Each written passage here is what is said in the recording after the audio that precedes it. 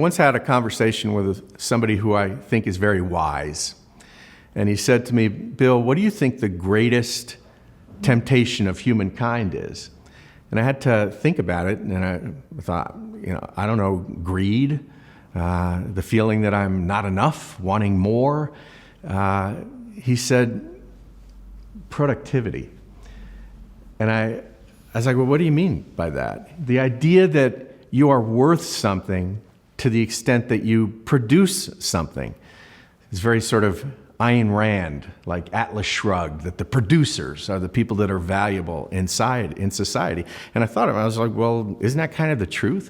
And he said, well, do you know anybody in your life who really hasn't produced a whole lot, but is valuable? And I had to think about it for a second, and I thought of my grandmother. My grandmother was a wonderful person, and I can't think of anybody who influenced my life as much as my grandmother, really through her goodness. And she didn't have a lot. In fact, she was poor. She lived in a 2-bedroom apartment almost the entire time that I knew her in life. She had taken care of her father as he died. She took care of her mother as she died. She took care of my uncle who died at 31 years old.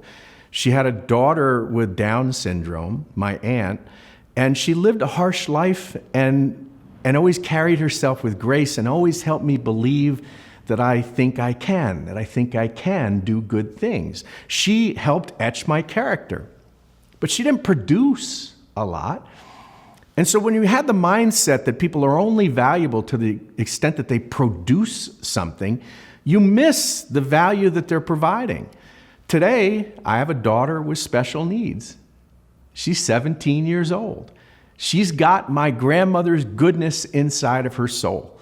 She makes me better as a human being.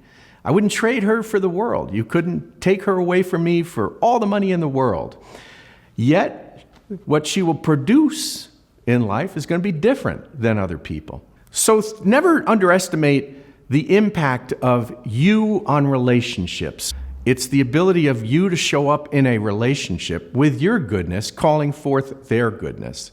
That's what matters, not what you produce.